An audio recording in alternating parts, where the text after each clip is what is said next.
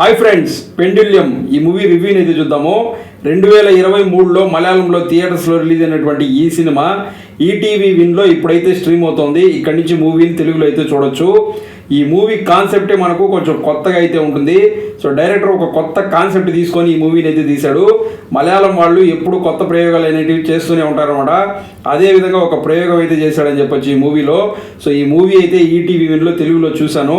Movie చూసిన తర్వాత ఎలా ఉంది అంటే, మినిమం డిగ్రీ చదువుకున్న వాళ్ళకి ఐఏఎస్ ఐపీఎస్ పెద్ద పై స్థాయి వాళ్ళకైతేనే అర్థమవుతుంది. సో డైరెక్టర్ ఏదైతే ఒక పాయింట్ తీసుకున్నాడో ఈ మూవీ కోసము, అటువంటి పాయింట్స్తో మనకు మన ఇండియన్ సినిమాస్లో చాలా తక్కువ సినిమాలు అనేటివి వచ్చి ఉంటాయి. కానీ మనకు ఇటువంటి పాయింట్స్తో హాలీవుడ్లో అయితే ఎక్కువ సినిమాలు అయితే వస్తుంటాయి అనమాట.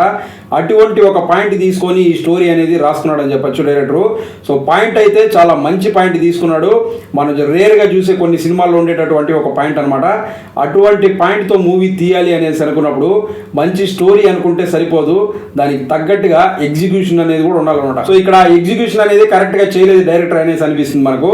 సో ఇక ఈ మూవీ స్టోరీ ఏంటి అనేది కనుక చూసుకున్నట్లయితే, ఈ స్టోరీ వచ్చేసి కేరళలో ఉన్నటువంటి ఒక చిన్న ఊర్లో స్టార్ట్ అవుతుంది అనమాట.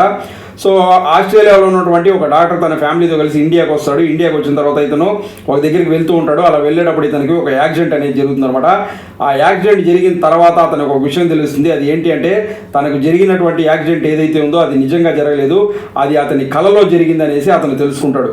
సో ఈ విధంగా ఎందుకు జరిగింది అనేసి అంటే, ఈ మూవీ కాన్సెప్టే ఇదే అనమాట. సో నిద్రపోయేటప్పుడు ప్రతి ఒక్కరూ కలగంటారు, కానీ కళలో ఏమైతే జరుగుతుందో దాన్ని ఎవరు కంట్రోల్ చేయలేరు.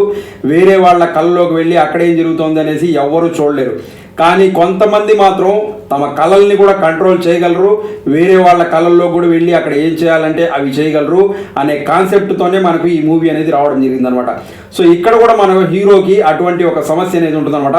ఇతను ఏంటి అంటే, నిద్రపోయేటప్పుడు కలగంటూ ఉంటాడు, కానీ వేరే వాళ్ళ కళల్లోకి వెళ్ళి అక్కడేం జరుగుతోంది అనేది కూడా తెలుసుకోగలుగుతూ ఉంటాడు అనమాట.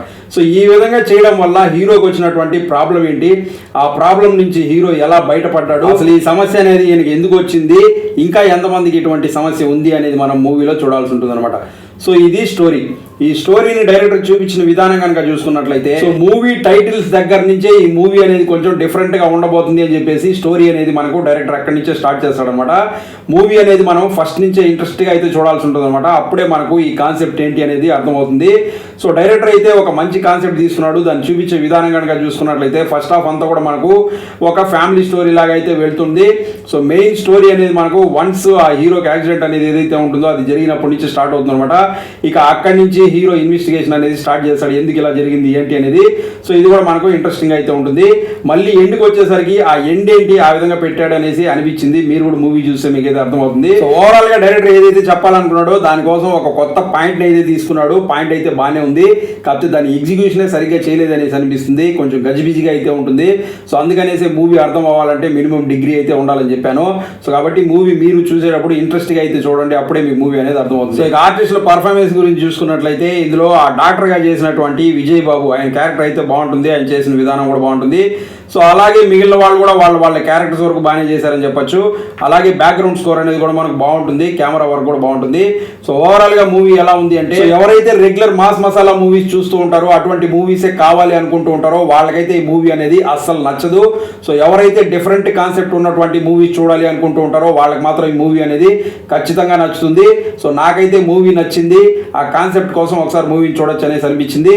సో మీరు కూడా చూడండి, మీకు కూడా నచ్చుతుంది. ఫ్యామిలీతో కలిసి మూవీని చూడొచ్చు అంటే చూడొచ్చు, ఎక్కడ అభ్యంతరకర సన్నివేశాలు అయితే లేవు. సో అది ఫ్రెండ్స్, చూసారు కదా. ఈ వీడియో నచ్చినట్లయితే లైక్ చేసి ఛానల్ సబ్స్క్రైబ్ చేసుకోండి. మీకు నచ్చే మరో మంచి వీడియోతో మీ ముందు మళ్ళీ వస్తాను.